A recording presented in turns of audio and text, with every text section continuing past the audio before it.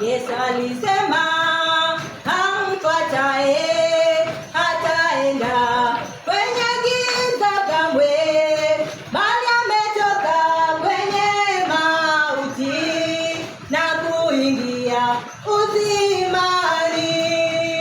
Yesu alisema